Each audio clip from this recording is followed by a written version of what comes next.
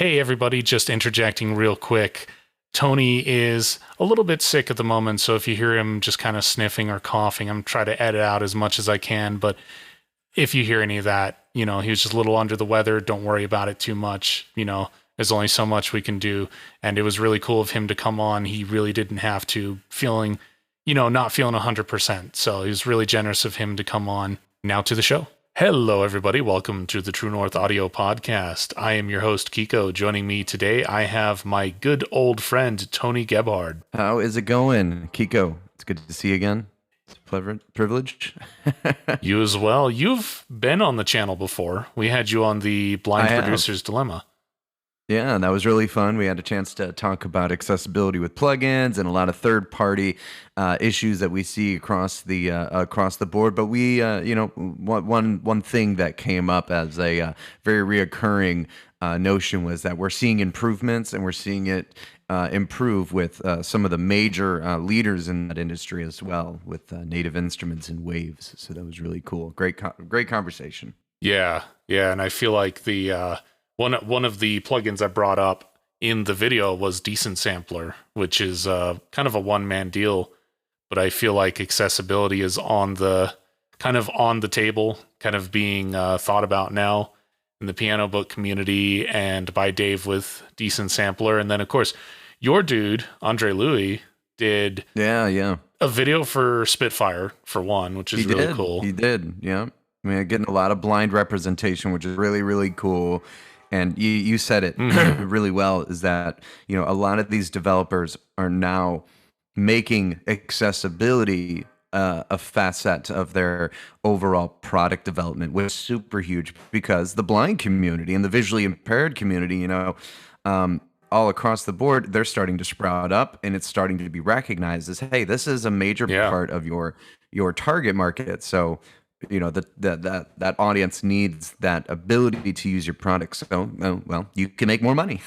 Blind people live by sound very often. It makes sense to, makes sense if you're doing things that have something to do with sound, to make them accessibility to people who are, or accessible, to people who, rely on sound and work in a world that is more sound than sight.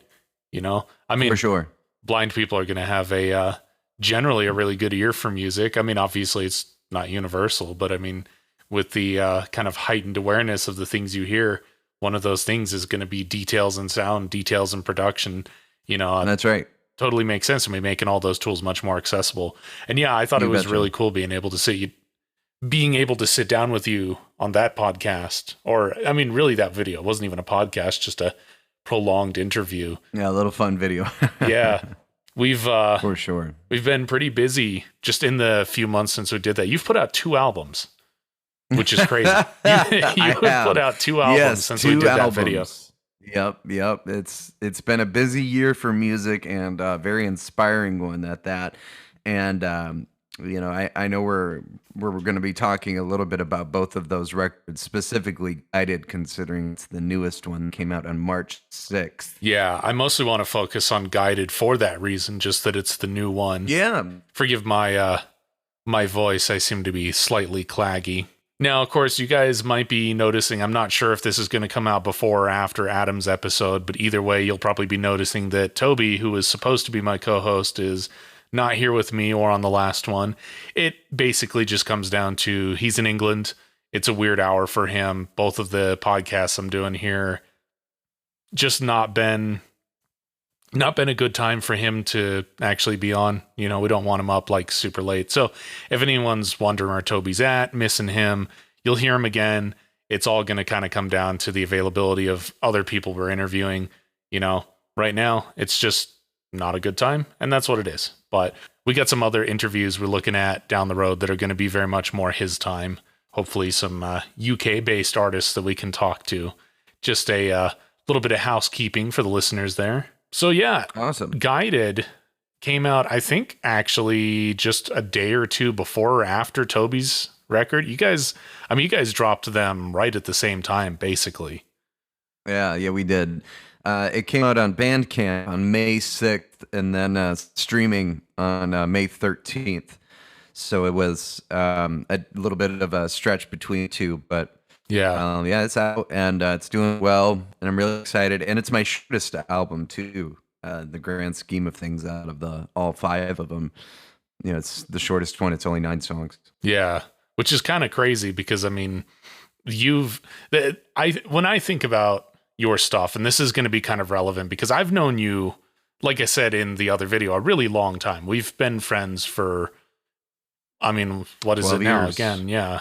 12 years. 12 years. Yeah, long time. And so, I mean, I remember when I met you, you had 1 or 2 CDs, and it was like on your Zoom in your garage, and you had like a Casio keyboard and your old Raven amp and your like Dean V or something. I think that was the one you had at the time, right? The Dean good V? old classics. Yeah. The good old classics. Yeah, and so you're just like Zoom in the middle of the garage playing like drums on your keyboard and playing, on your amp, and then you put together these little just CDs that you would like rip and send to people.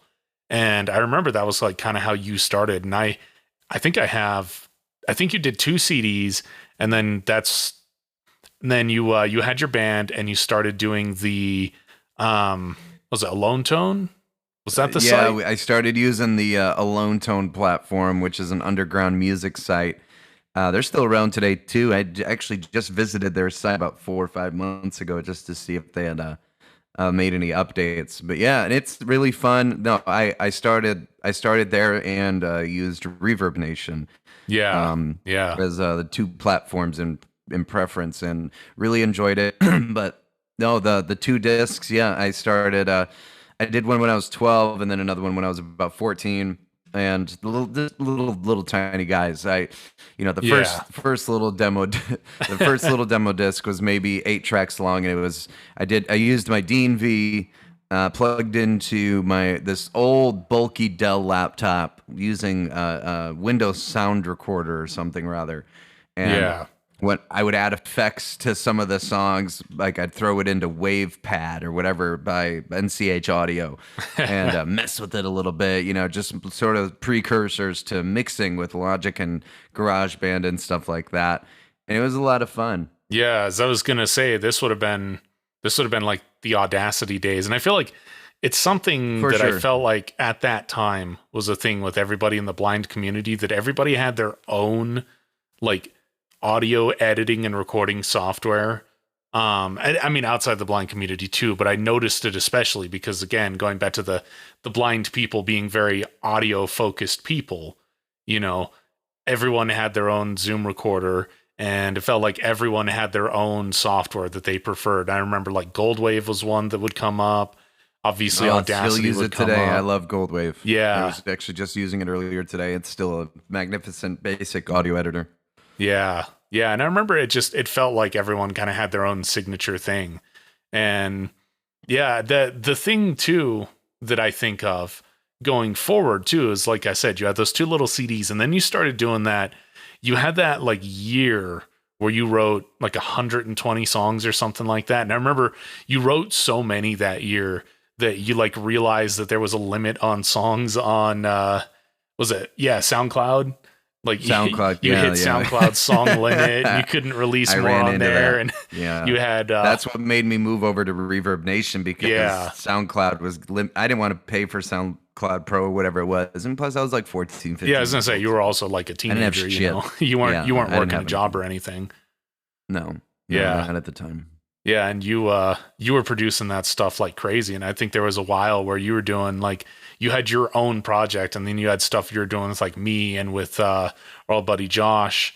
And so I think that in that year you probably had like 120, 130 tracks, and there was a period where that's definitely a good guesstimate. Like 40 straight days where you wrote a song every day or something like that. Yeah, it was insane. And just to kind of talk on that a little bit before we get into Guided and what the album is about.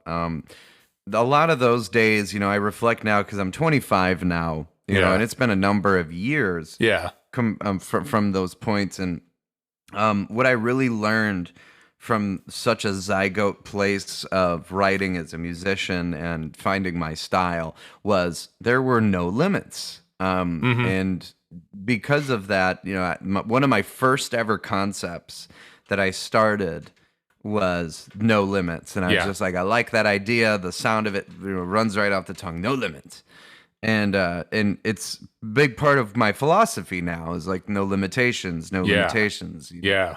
And I think I did 4 of those, 4 little No Limits, demo CD things that.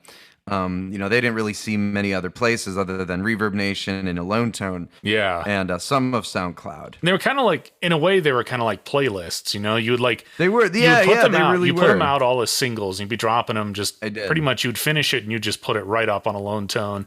And then you and did. I would like Absolutely, Skype. yeah. And then you'd be on Skype and like, hey, check my Alone Tone, got a new track out or something, and that was just like how it went. And I then still remember. it was like once you hit about 20 to 22 tracks, you would compile them into a playlist, and that would be like your album, air quotes, at the time. That was just kind of how you wrote. And Toby and I talked about it before. I don't remember if we talked about it on his episode, but we talked about the idea that you have to write 100 bad songs to write a good song or whatever, just like you got to write 100 riffs to get to the like really, really good substance and stuff. And I feel like in some ways that was kind of your period of time where you were doing that. You're writing like 100 songs to get to, that was it. Get to where you were sure. with Father Forgive Me, which became your first like official record. I don't even need to do the podcast. You can just talk about it. You already know what's going on. I'm just giving context because it's going to be important for the listeners, because this is one of the things that I wanted to talk about with Guided is for me, having known you as long as I have and going through all that history with you, Guided feels like, one, you're very much someone who writes with your heart on your sleeve and everything, and you've always done that all the time. And you can sort of follow. You mentioned in the podcast you did just recently, the Blind Abilities one, that you'd like, oh, how's Tony doing? Just listen to his latest record. That's so true. Yeah, big shout out to those guys. Yeah, Jeff Thompson and Pete Lane. They're both just excellent producers, and it was a lot of fun to work with them. So, blindabilities.com.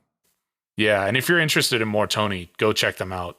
Because they've got, you said 3 episodes with you now? 3 episodes. Yeah, we've done 3 episodes together in 4 years. So it was a lot of fun. Yeah.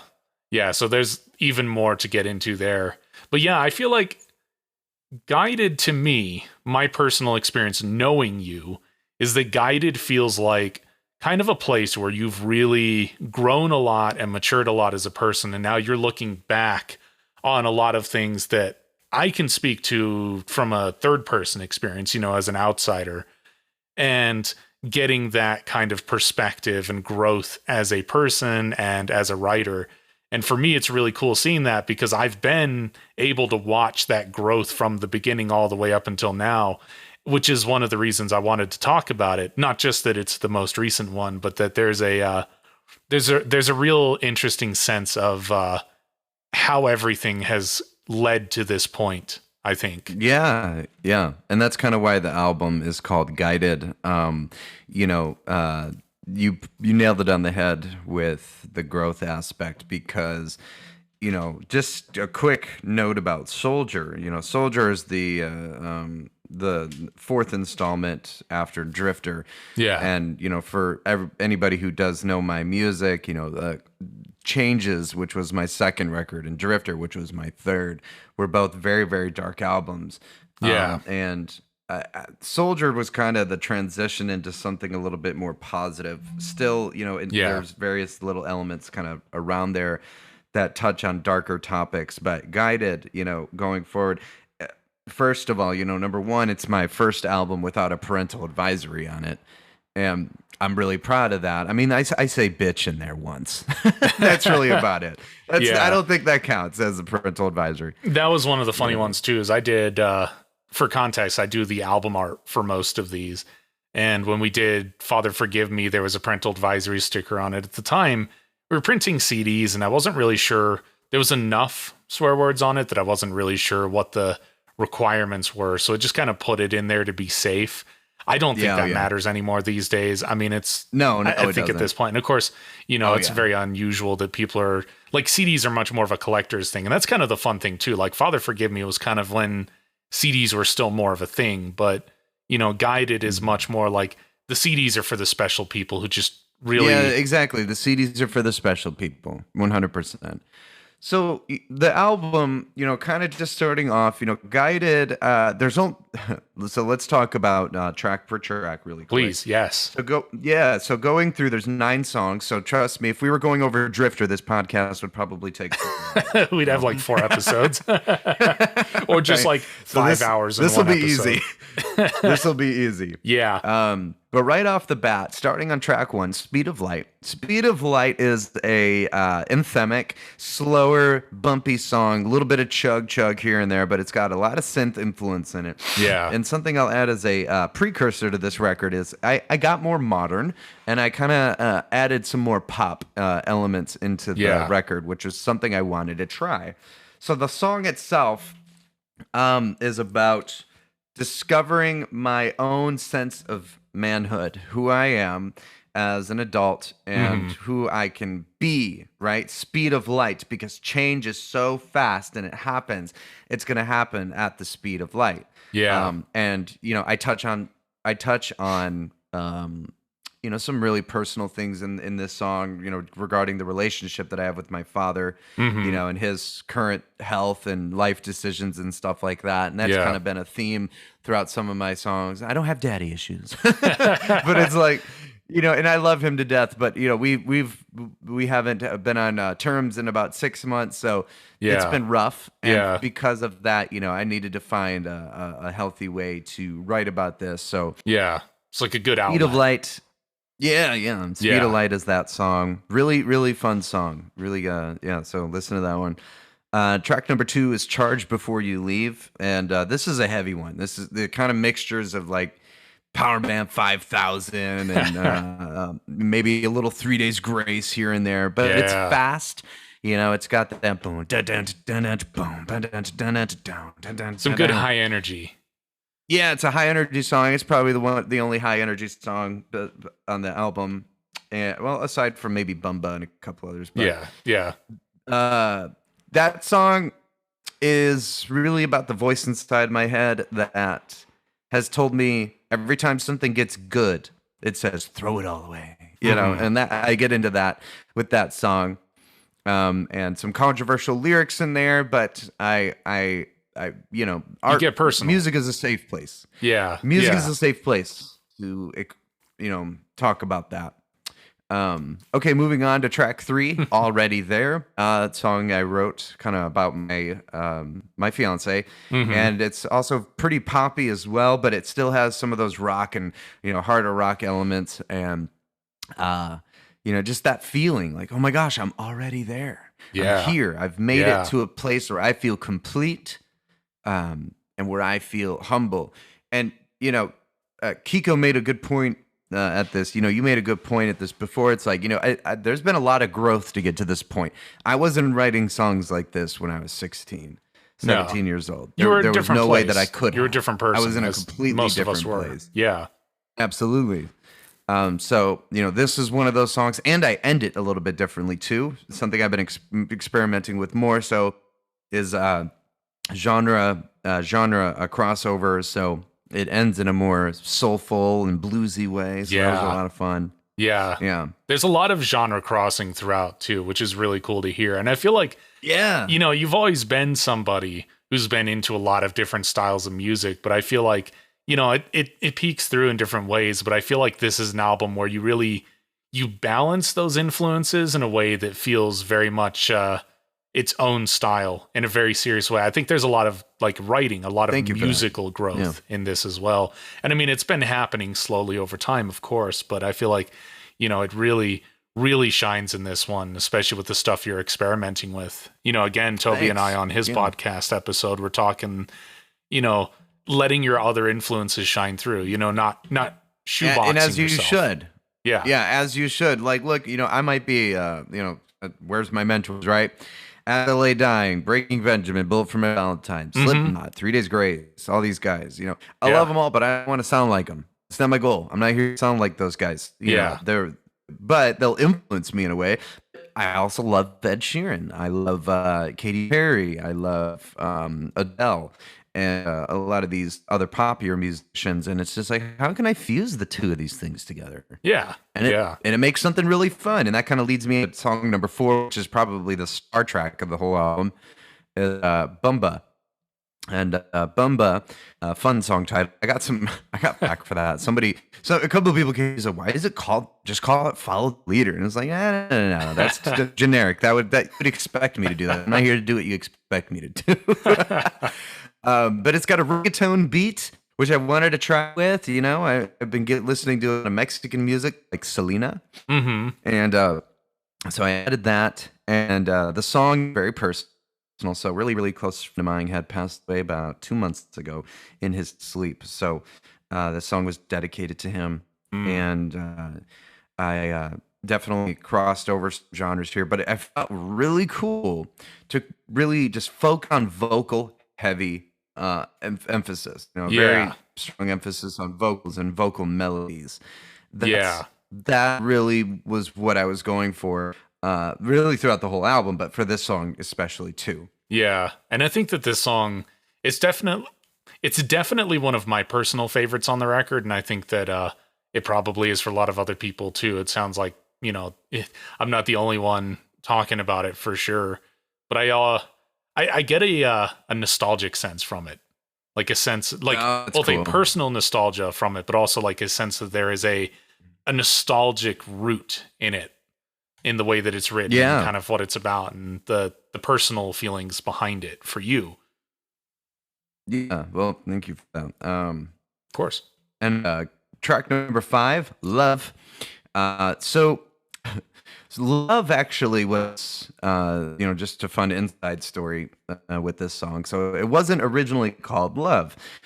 Before I wrote lyrics, I had intended to call this song Tattoo of the Pain. Mm-hmm. It was going to be a very emo song. But it totally changed because I sat on that instrumental for maybe a year and a half. Right. So even before Soldier came out. So I did a lot of reworkings with it and just decided, I'm going to completely rewrite the theme of this, and it came out like a wildfire. So the song is about the nostalgia of being youthful and just living through your childhood vicariously in ways that you can, so that you don't grow jaded or something of the sorts. And I really felt that with this one too, like especially this one. I mean, this one, I think it's like you said. I think nostalgia. If you describe this song in one word, it is nostalgia. In a very real way. Playing wrestling in the dirt, time to ruin this new shirt. Yeah. No, it's just the kind of the innocence of childhood in some ways, and just looking back on where you were and where you are now. And I think that again, that it also does demonstrate a lot of that growth as a person for you, because I feel like looking back on that would have been a different song for you in Changes or in No Limits or one of those previous eras. I think that if you were reflecting on that thematically, you would have come up with a completely different song. You would have come up with a completely different feel. And I think that this song, for sure, how it is now, is really, really cool to listen to, especially for all the context I have, having known you for so long and having watched your journey as a person and a musician. This is why I don't throw away songs. Like I never throw away demos. I have a little my studio archives, is filled with almost 1,000 drafts and demos of projects that are either, not finished or things that just never made it to something. And, I make it a habit every time I want to, that I go through an album cycle to sift through some of that and find it like, okay, well, does this have potential now? Because our emotions change. Yeah, absolutely.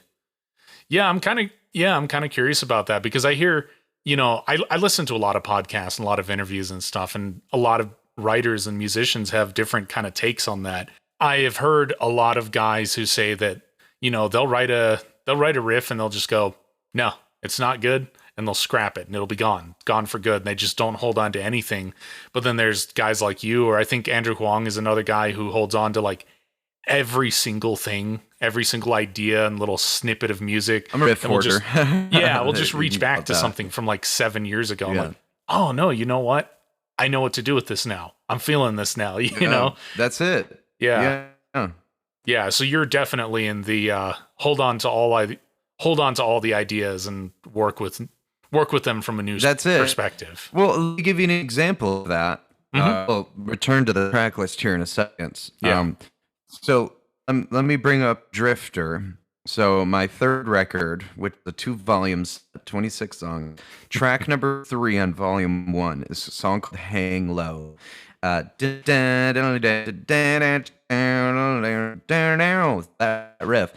riff I wrote when I was 11.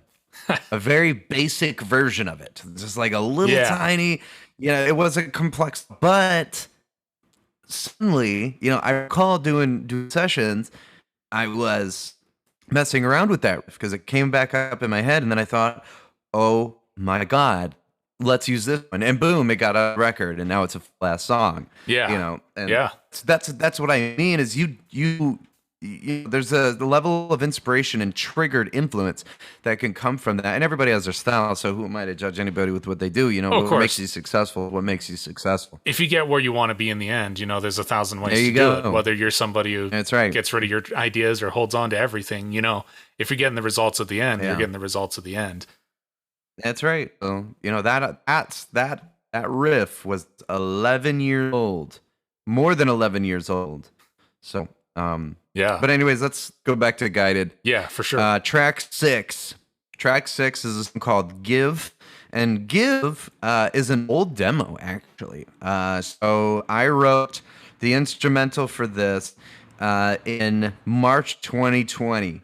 So COVID, beginning of COVID. I was living with my sister. I was living with my sister, and I set up a studio in her pool barn out in the backyard where I could do my work. Oh, that's right. I was trapped there. I was supposed to go to Arkansas for a certificate program that I was involved in, but I ended up just doing it online. So I wrote that, and I tossed around an idea with Josh. I'm like, "Hey, do you want to do something with this?" And then we couldn't come to a conclusion. So I just said, "F it," I put it aside one day, and I'll revisit it. Well, I did.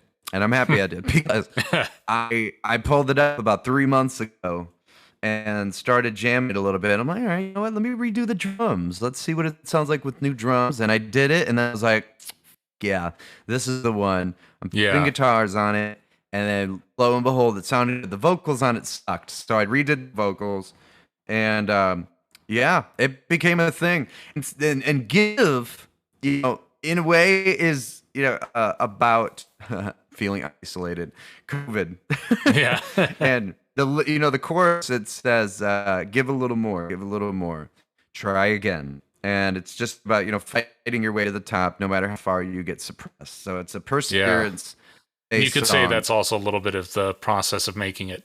Vocals aren't working. Give it a little more. Yeah, give it a little more. There you go. That's right. That's the perspective. However you interpret it, you're right. It was a fun song, really fun song to do. Number 7 is "The Path," which is an instrumental interlude.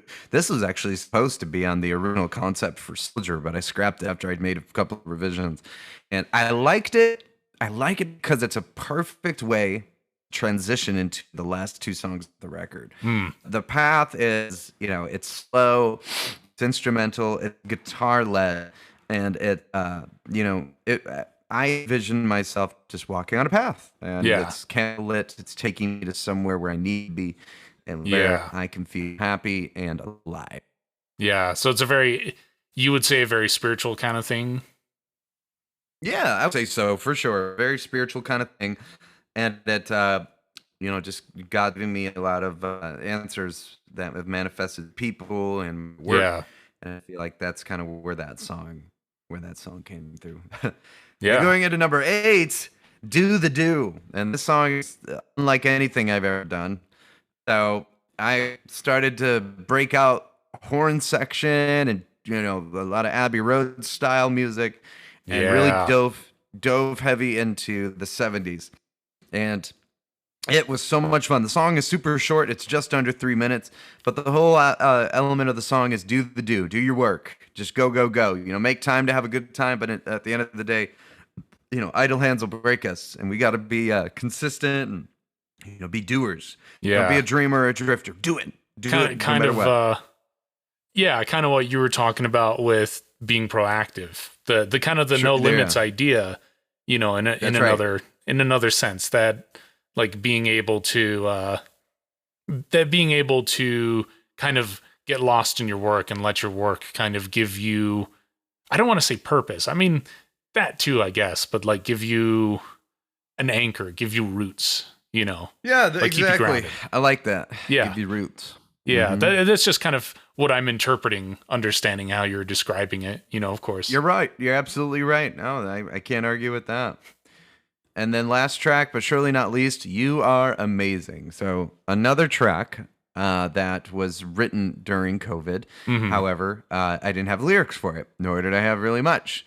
So I let that song sit dormant for a while, and I pulled it back up about 3 months ago, and I just fell apart emotionally and completely, because I have a wonderful woman who puts up with my and who I just wake up every day with, and I decided to write her a song. Yeah. So I spent 3 hours writing and recording my vocal parts, and you can in a way compare this to A Beautiful Soul or Something to Say, some of my more choral heavy pieces, and it just it's almost, I think it's like 6 minutes long, and it's beautiful. The song came out wonderful. It's dedicated to her.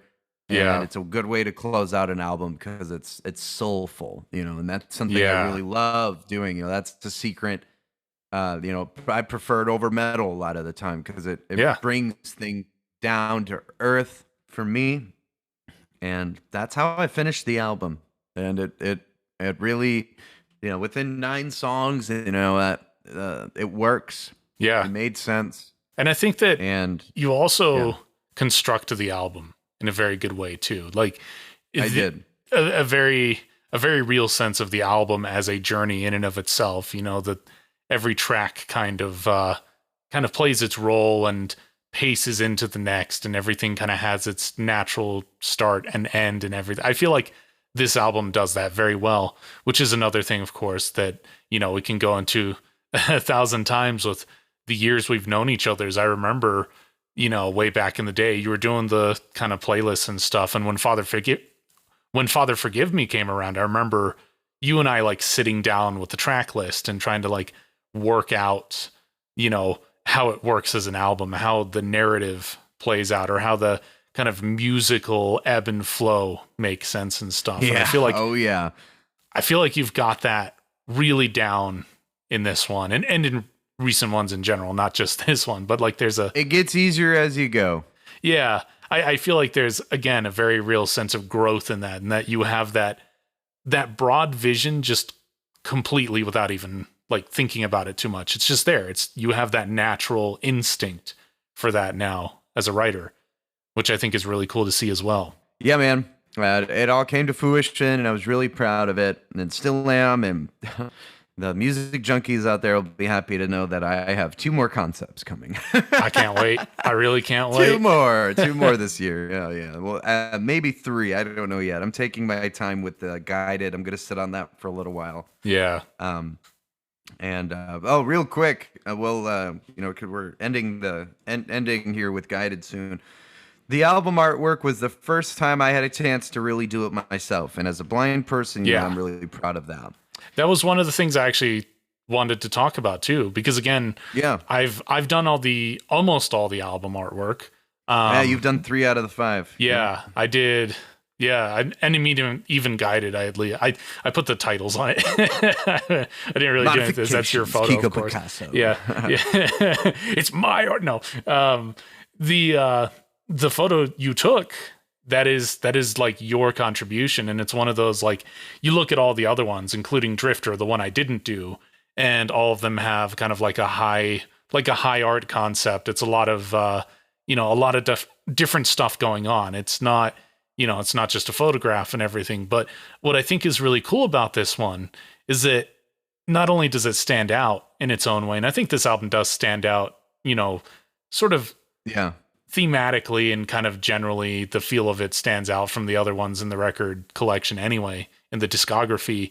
But the thing that's really cool about it is that as simple as the idea of a photograph with the title on it is, the freedom of the photograph, the ability for you to have taken that for yourself and actually have something that's you, it's your capturing something in the world around you that's meaningful to you, and being able to put that out there to other people, to other visual people especially.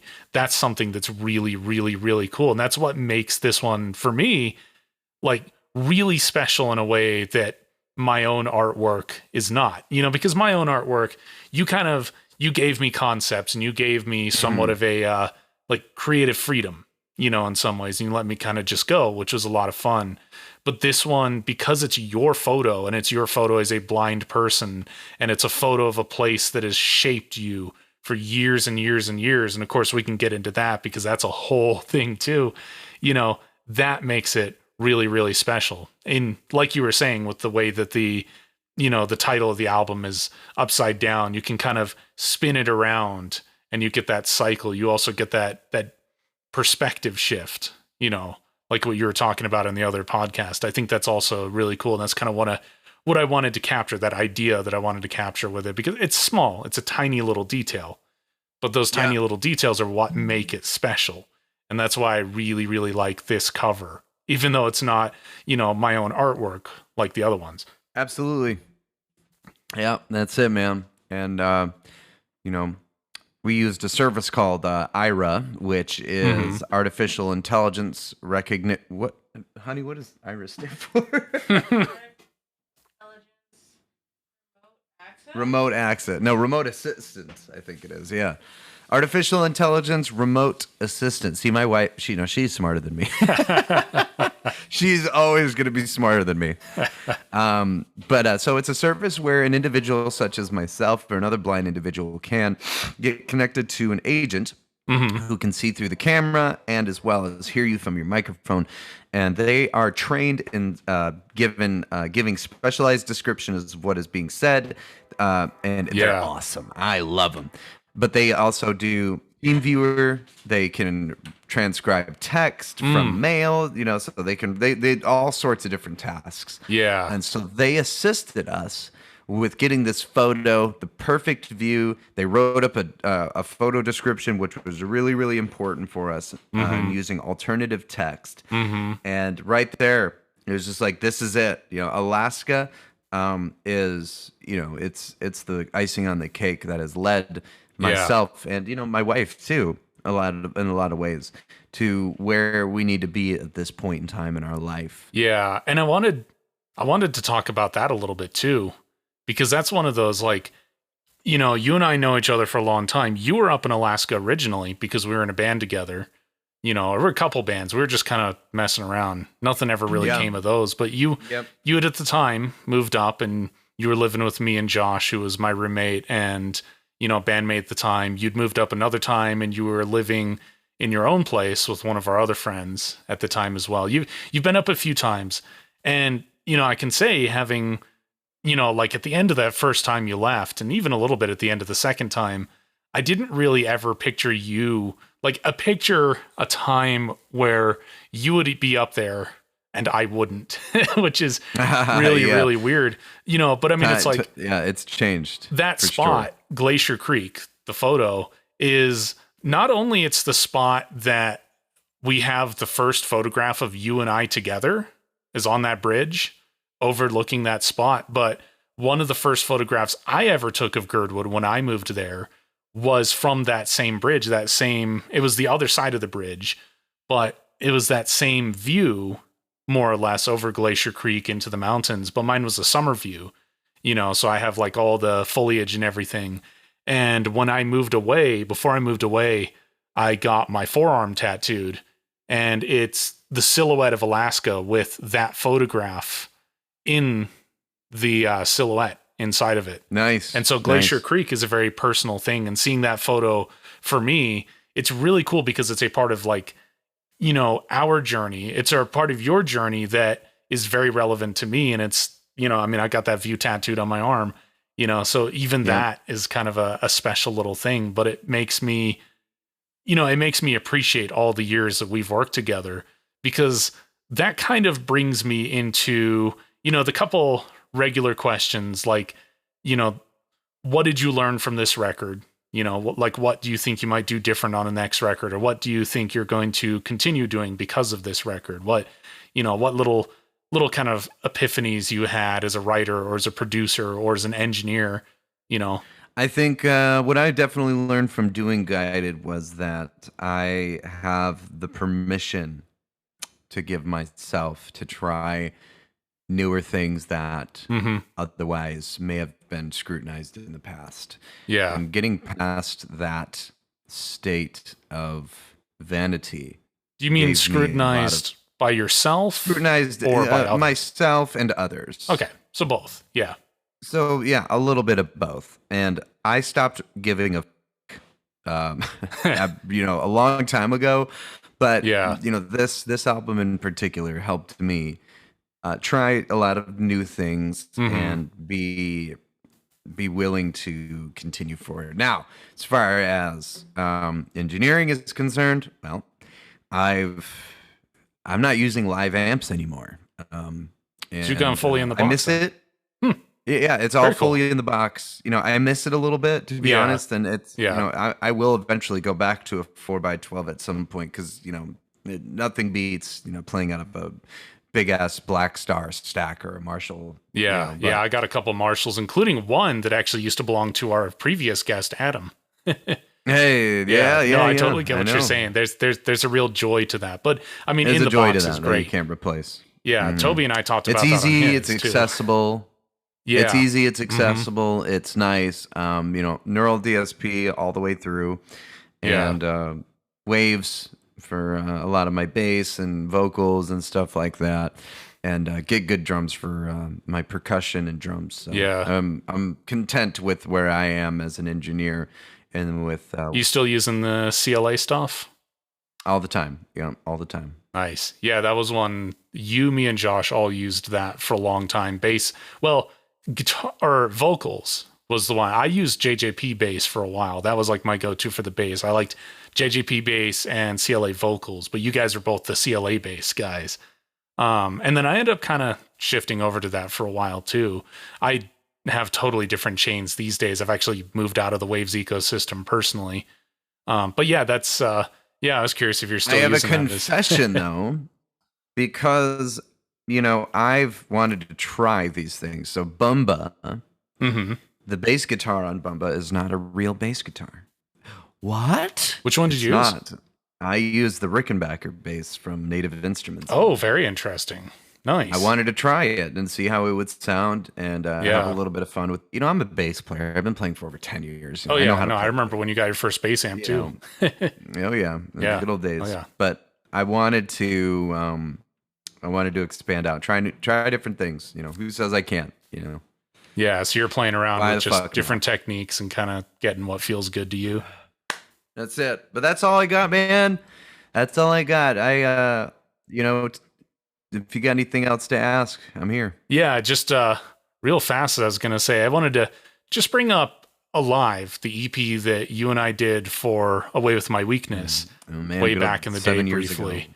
Yeah, because that's kind of one of those, like, I feel like Guided went very smoothly. Guided was very much just like what you were just talking about. That was very much like permitting yourself to kind of take whatever risks and doing whatever you wanted. I wanted to bring up Alive because I feel like Alive, it's a very important part in like our friendship, our history together, because it's probably one of the lowest points in our friendship. And it's also it was tough back then. Probably the best example of a couple of things. I mean, one, it's a good example of, you can have a really tough time and still get through and, like heal and move on and, even professionally still be friends together too, because there's a lot of professionality that goes into that as well. But I feel like Alive did not go smoothly. The whole thing was very unprofessional. I feel like we were butting heads. We had very different visions. And I feel like we did. we did. We had a lot of a lot of different ideas about the direction it was going. And it was I think it was an example. The lessons I think you would learn from that period of time were not songwriting lessons or anything like that. I think they were more personal life lessons, because you were for me, it was all my life, I'll speak from myself. Of course. That, in 2015, we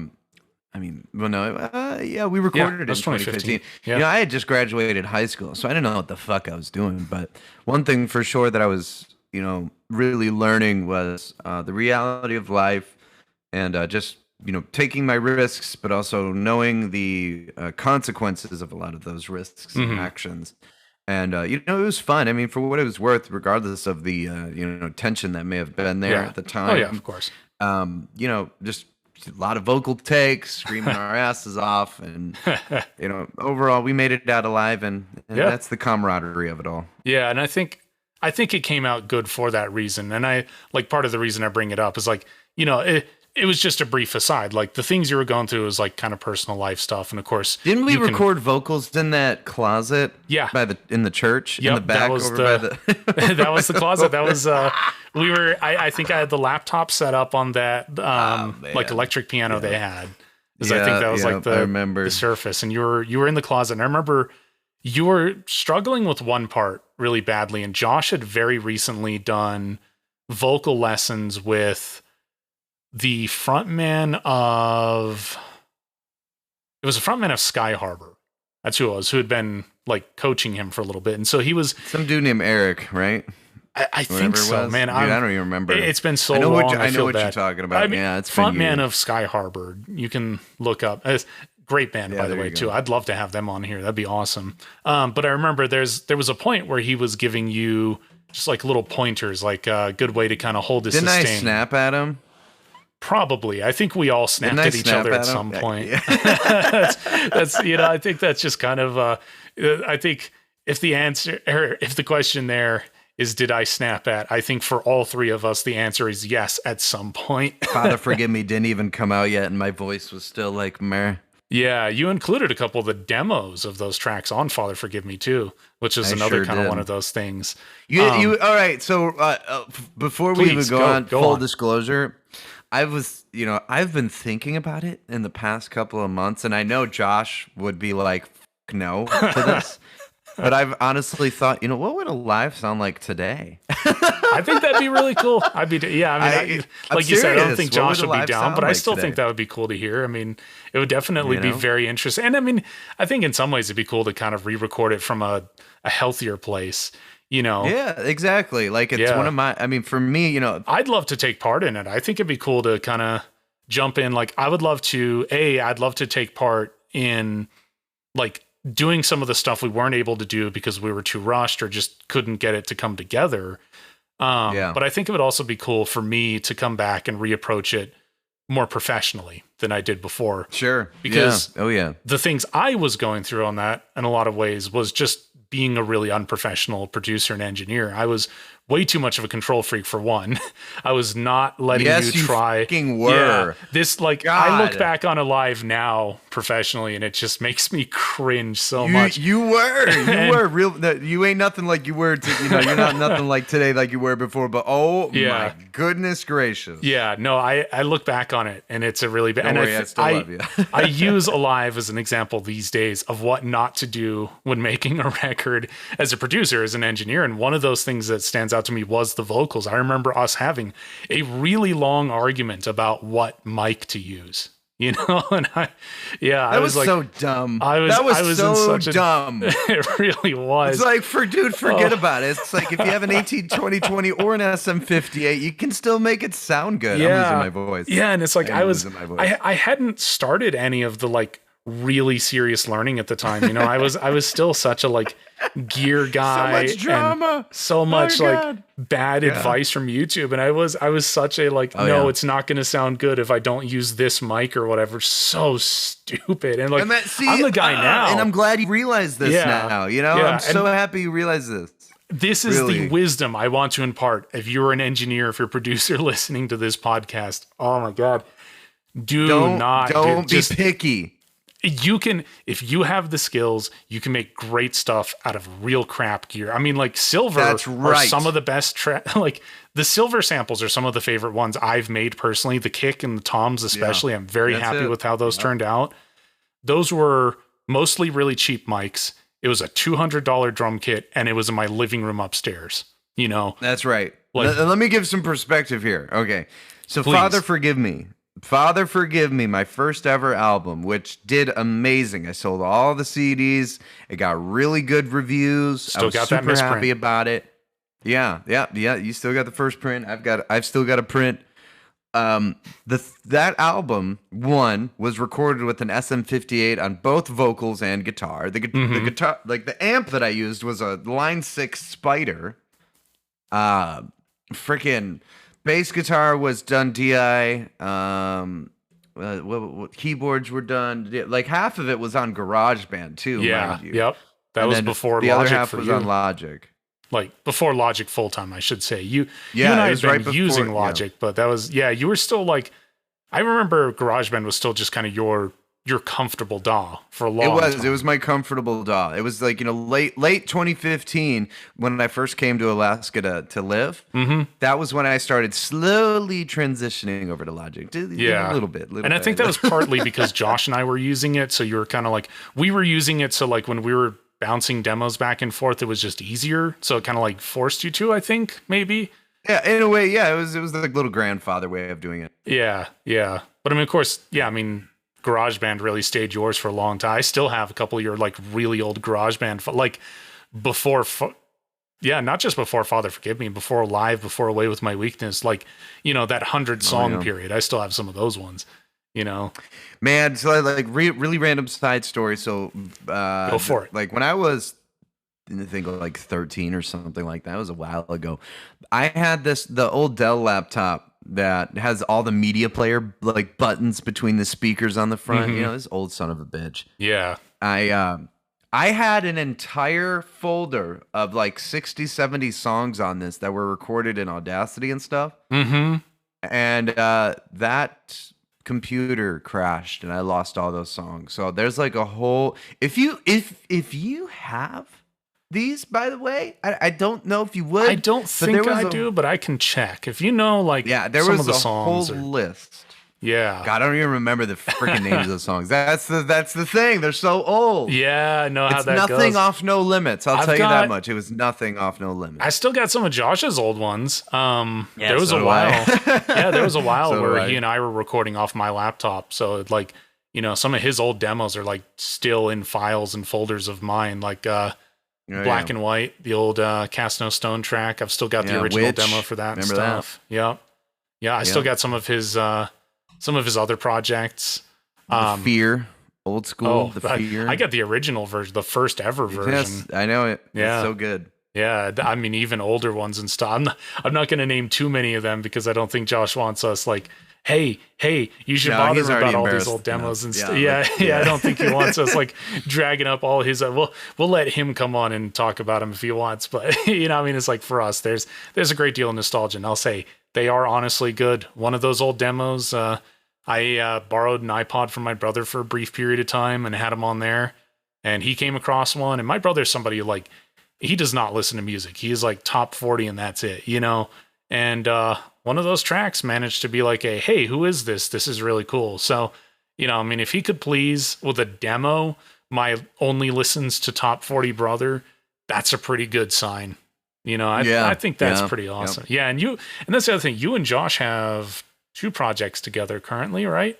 Yeah, we got 2. We go back 10 years in of itself with his original project, Cast No Stone, which he started a long time ago. I got on board with him as a guitarist and a vocalist with him on that, and the engineer. So I do the engineering for the record. However, he does the majority of the stuff. I'm just there as his wingman. Yeah, it's very much his passion project. It is, for sure. And then Away With My Weakness, which I started quite some time ago, and it has since we've put it to rest for a while. But he does bass guitar and helps do vocals and write some pieces for that, and it's fun.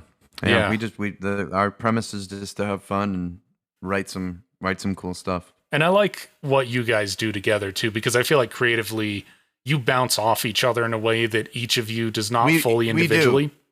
We do, yeah, and we butt heads a lot when we're in the studio. But something that I really appreciate about him is that I would rather find that kind of camaraderie with somebody. I don't want to work with a yes man. That's bullshit to me. As someone who's skilled in my area that's been doing this for 17 years, I don't want someone to say, "Oh, that's good. Let's keep that." Well, why do you want to keep it?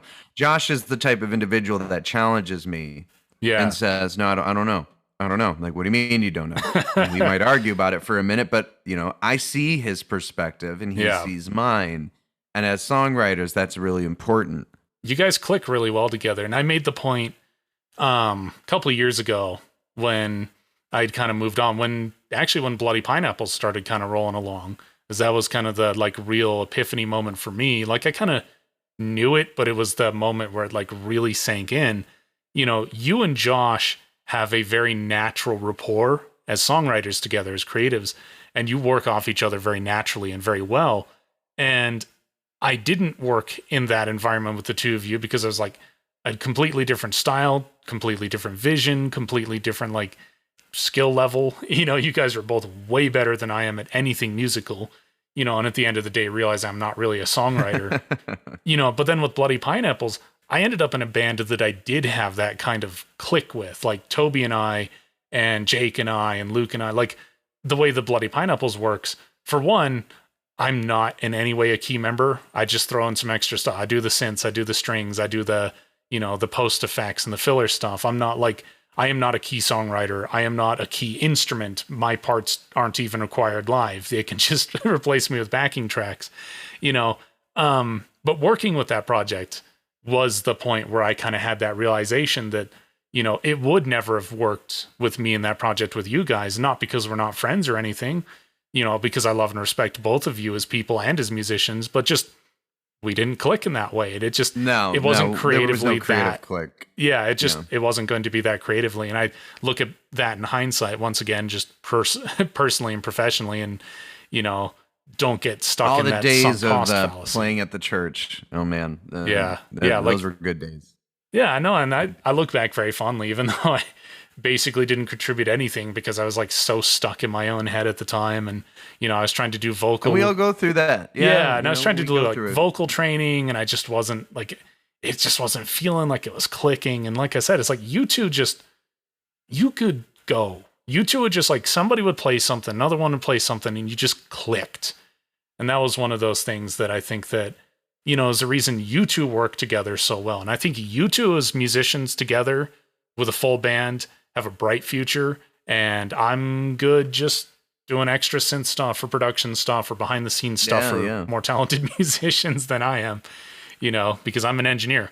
At the same time, like, I can't play any of those instruments, but I mean, I probably know synthesizers better. Why don't we wrap this up here pretty soon? I got to get dinner on the table. Well, thank you for joining us, man. I mean, it's been really cool chatting with you again. And I mean, just going through the record, I mean, we'll definitely have to do more of this. We have plenty of records to talk about. I mean, we have one more just from this year, and it sounds like you got even more on the way. It sounds like it's going to be a very creative period for you. We'll have fun, man. It's always, and something I enjoy is just talking about the old days and just good stories from the past. So let's keep that up. Absolutely, I like man. It. Well, it's good. Really quick, let me just pipe a couple things. Oh, please plug away.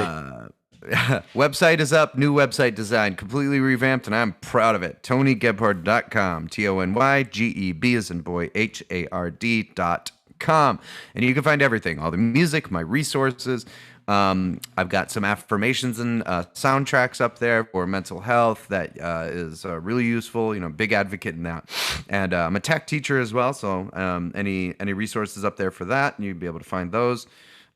What else? My shows, my schedule, my whole summer schedule is up there. Right now it's just in Alaska. I'm not doing anything nationwide. So, but there are recordings that'll be coming up for each show. So I do record every show, and I take snippets of each of those shows and we'll put them on the website so you can find those as well. So TonyGebhard.com, so all the socials are up there as well. Facebook, Twitter, Instagram, TikTok, whatever you fancy.